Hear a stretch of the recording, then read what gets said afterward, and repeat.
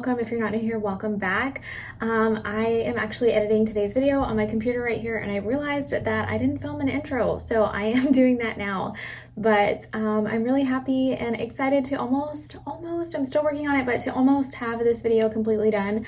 It has been requested a lot, but I was really nervous about it because I just wanted to be able to film it and make sure that I explained everything in detail so that it made sense and not leave anything out or make anything confusing or anything like that. So hopefully I did that. I feel like I did a good job, but if there's any questions or anything that I didn't explain enough or anything like that, leave a comment below and I will answer. But basically, I am taking you guys through the entire process of doing my nails from start to finish, and that starts off with removing my previous gel. So if you don't have gel on or anything and you're just starting from scratch, you can go ahead and skip past all of that. And I will also try to find everything and link it below. I probably won't be able to find all of the exact stuff that I'm using because this is stuff that I have been accumulating for probably like the last 4 years that I've been doing my nails at home now. So I'll link as much as I can. I also know of some really great brands that I am gonna go ahead and link that are great for like at home nail stuff and like gel kits and stuff like that. So I'll go ahead and link everything down below and you can check all of that out. So yeah, I hope you guys enjoy today's video. I'm actually right now, just have to throw this in there, but I'm actually listening to Robert Pattinson's music. If you guys are like Twilight people, you'll know what I'm talking about. Or if you're like a Twilight person like I was, you'll know what I'm talking about. But I just really feel like I want to go watch Twilight now that it's on Netflix after this. Like when I'm done working, I'm gonna go put on Twilight, okay? Thanks for watching. I hope you enjoyed today's video. So I'm gonna give you guys a quick rundown of everything that I'm gonna be using to do my nails today. So I'm going to be soaking these off, and what I use to do that is this Onyx Professional Soak Off Gel and All Nail Coatings Remover. This is great. I get this for a couple dollars from Walmart, and it's really the best for removing any kind of gel. I'm also going to be using these little soak off nail clips. They really help with getting the gel off, and it just saves so much time. Also, to help remove gel, I like to use this little scraper tool. This is the best one that I have ever used, and it's from Amazon, but it really helps to just scrape off all of the gel. I forgot to grab the base coat that I'm going to be using, but you want to use a gel base coat, a gel top coat, and I also like to use this builder gel. This is just like a stronger, thicker consistency gel nail polish, and this is what I use to be able to grow my nails out as long as I have. Before, when I would use regular gel, my nails would get a little bit long and I would hit my hand on something and they would just break instantly because the gel wasn't strong enough. This is just a necessity for me now because I like to keep my nails a little bit longer, but I also feel like this helps prolong the wear time of my gel nails. This one I have here is just a clear builder gel, but they also have some that I found at Sally's recently that are colored. So you can kind of use this and skip a step if you're doing like a nude kind of like base color. So I thought that was really cool, but I'm just going to be using the clear one today. And for today's look, I'm just using a nude gel polish and a white. Any nude color will be fine. And then also I am using some cuticle oil for afterwards. I'm going to be using a nail brush to really scrub under my nails and all around them to clean my hands really good before and during doing my nails. And this one I found at Target. It works really, really well. Also from Target, I'm going to be using this little nail file. I like to use this to smooth out my nails a little bit and rough them up. Also for cleaning up any of the dead skin around here. This isn't something you absolutely need. You can just use the little pusher tool and like a cuticle trimmer to clean up all the dead skin, but this just helps, so I like to use it. So if you're going to be trying out the same nail look that I'm doing today, you're going to need a little liner brush like this one. I picked this one up recently from Sally's and it was really expensive. There's definitely better deals on Amazon, so I'm going to link some from Amazon for you because it's okay, but it's just really not worth the amount that I paid for it. I also like to use paper towels to clean off the residue on the gel after I'm all done, and for that I just use a regular rubbing alcohol. If you have a kit, it'll come with some kind of like remover, but I just use alcohol for that. And then also you want to have a low grit nail file. This is to just help file down some of the gel if you're removing it. When I normally do my nails, I don't go through the like time and trouble to remove the gel that I have on completely. I'll just file it down and remove a good amount of it, but I don't always have to remove it completely every single time. Just for the sake of today's video, I'm gonna pretty much be removing all of the gel just to show you guys like the process from start to finish, but it's not totally necessary to do every single time. So I'm gonna just start filing some of this down, get down some of the thickness to then put on my remover and start soaking them. If you are starting fresh with just your natural nails, you can skip past this and see where I start to apply, but since I have nails on already, this is the process. So I'm just filing down the bulk of the gel. Basically, gel for my nails is normally thicker because I do use the builder gel, so it is a little bit more time consuming as far as soaking off and removing all of the builder gel, but that's why I file most of it down, also being careful to not file any of my natural nail.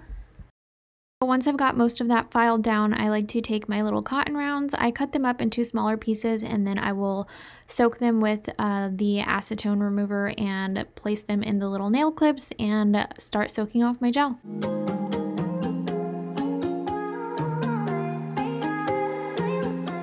So to kind of speed up the process a little bit, after they have been soaking for about 5 or so minutes, I like to take one of them off and start to scrape away a little bit of the gel that the remover has started to kind of break down. So I'll do this and leave my other nails soaking, and then once I'm done just getting off that little layer, I will put the clip back on that nail and then repeat for all of them, so they all just keep soaking off, just to kind of help speed up the process a little bit.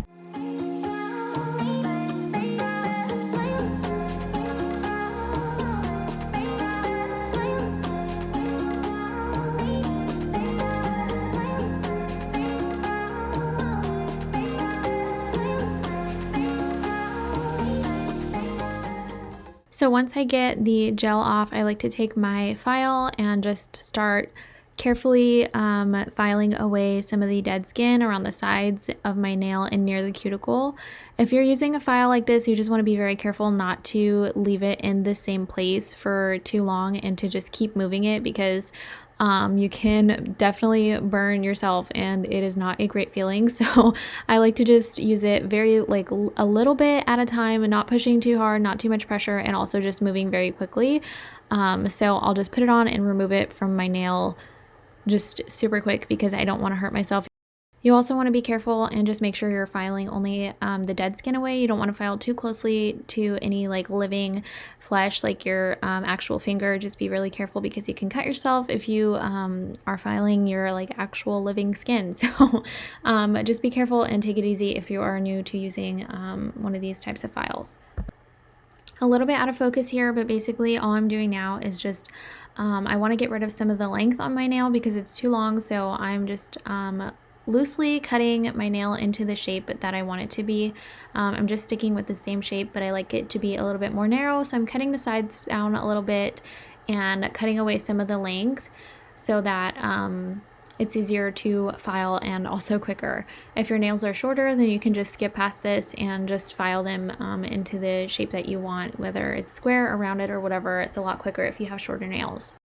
So for shaping, I like to kind of place my finger on like a darker surface, holding my nail over like a white paper towel. It's kind of hard to see the shape and I want it to be really precise.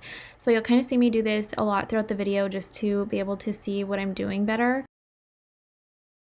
Normally I have like a little black box that I like to use that was like a gel polish box or something like that, and right now I'm just using my lamp, but this is just to help me see better. So here I am with my little box, but this just helps me see like the shape more precisely.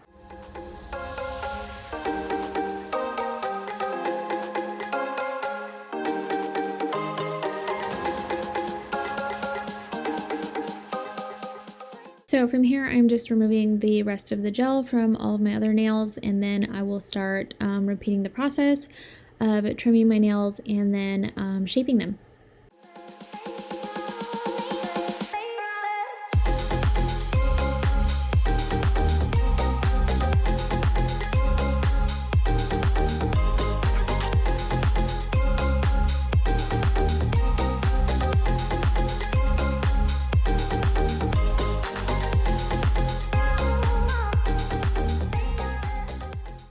So after I have removed all of the dead skin from my nails and trimmed and shaped them into the shape that I want, I like to wash them really thoroughly with my nail brush and just make sure that I've got all of the debris from filing and gel removing and everything off. And then you're going to want to take some alcohol on a paper towel and just remove all of the natural oils from your nails. This is basically just drying them out to really make sure that the gel will adhere to your natural nail. And this is really important just to make sure that your gel stays on really well and doesn't lift or peel or anything like that. So after that, I am going to go in with my base coat. I'm using an OPI base coat, but I have found that there isn't really too much of a difference in any of the brands of base coats that I use, so any of them should be fine. If you are using like a gel nail kit that has everything in it, they normally include like a bonder, which you would apply before putting on the base coat. I don't use a bonder. I don't really have a need for one. I just like to dry out my nails and go straight in with the base coat, but if you want to use one, you can. After applying the base coat, I cure it for 30 seconds. You also want to make sure that you are applying this to the ends and sides of your nails. So from there, I am going in with the builder gel. If you're skipping the builder gel, you could just go straight into using your color. But like I said, I have to use the builder gel. It's a necessity, or I just break my nails. So for the builder gel, I'm going in with a thin coat for the first layer. And I'm going to do my thumb first and cure it so that I don't have any issues. With the builder gel, it can get kind of lumpy, and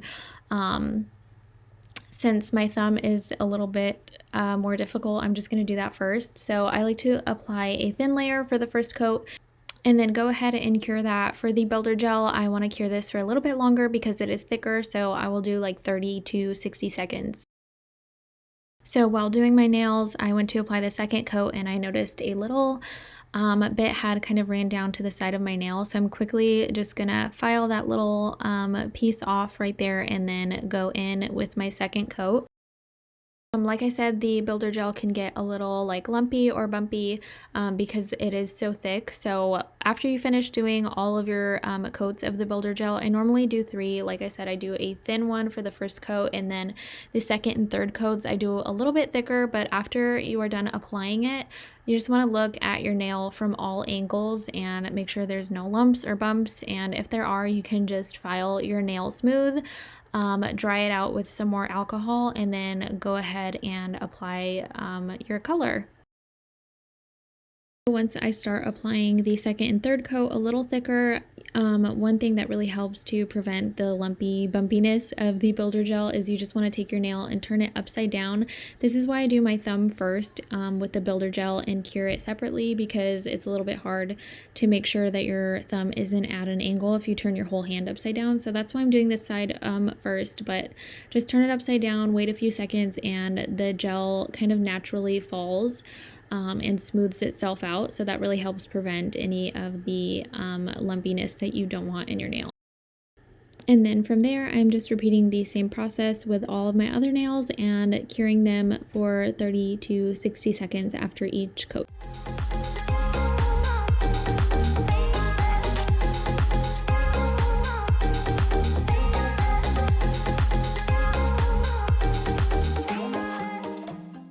So here I'm just checking to make sure that my nails are nice and smooth, and then I'm going to go ahead and go in with my color. So I am going in with the nude nail color now. I think I used about 3 coats of this to get a really opaque look. Just make sure that with each layer of gel that you're doing, that you are capping your nails, which is just pulling the gel over the end of your nail and the sides to make sure that there is no lifting or peeling. And then after each coat, I am curing them in the lamp for about 30 to 60 seconds again. I don't really time it. I just kind of stick them in there and pull them out when it feels right. So from there, I'm going to start doing the like little white designs on my nails. I am just using a gel polish bottle, and I'm just taking some of the white gel and plopping it onto the bottle. I just need like a hard surface to kind of stick it on. With the gel polish, it's really easy to do designs because you don't have to worry about like a regular nail polish and it drying out. The gel polish will kind of sit there and stay wet. So then I am just taking my little liner brush and dipping it into the white color little by little and just kind of drawing out a little swirly shape. There's not really any rhyme or reason for this, just kind of, you know, do whatever is easy. It doesn't have to be complicated, especially for this little nail design. I did look up inspiration for this on Pinterest, and I'm kind of like loosely copying because I don't want to do anything too complicated, because you have to make sure that you can do your right hand as well with your left hand. Thankfully, I've already done that one first, so I kind of got it out of the way, but you just want to make sure that it's not too hard that you can't replicate it on both hands. So I am starting with the second nail now. For some reason, this was actually a little bit harder for me to do with my right hand than it was with my left hand. I have no idea how that works or why. But I did kind of start to mess up a little bit, and I will show you guys how to fix that in a second. But a tip for when you are using your left hand to do your right, I like to kind of hold my left hand still, like with the brush, I just held it still and then kind of moved my right hand around to create the design, and it's a little bit easier if you do it that way. So for this, you can see that I have kind of messed up a little bit. I'm just taking another little brush and I am just wiping away some of the white polish that I made a little bit too thick, so I'm just kind of cleaning it up. And to do this, I'm just using a dry brush, but you can, if it gets a little bit too difficult with just a completely dry brush, you can dip it into some of the acetone, and just be careful not use too much because it can make the polish like a little bit too runny. So if I'm using the acetone, I kind of just dip my brush in really quickly and then just tap off some of the excess on a paper towel to make sure that I'm not removing too much of what I don't want. So now moving on to the third nail, which is super easy and simple. So I'm just cleaning it up, but just taking the actual nail polish brush to kind of fill in because it looked a little sparse to just paint with the tiny little brush.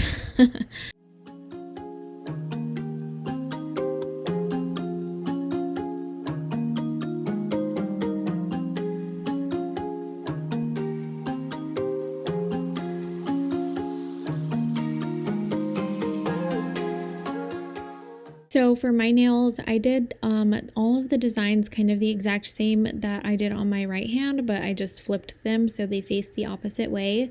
For something like this though, if you are like truly a beginner and you want the same kind of look, but you don't think you can replicate it on both hands perfectly, this is kind of something that's foolproof. So you could just do like any design on each of your fingers and they don't have to be the same.